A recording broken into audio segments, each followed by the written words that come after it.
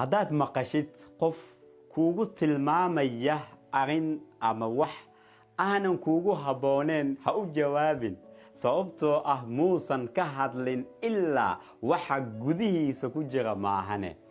adduunkan waxa qasab ah waxay tahay qof walba inuu helo ama uu dareemo waxa uu bixinayo adduunkan ha ku helo ama ilaahay subxaanahu wa tacaala xaggiisa tani waa noloshaada waxa rabtid adiga ku qoro haddaba ha noqonin mid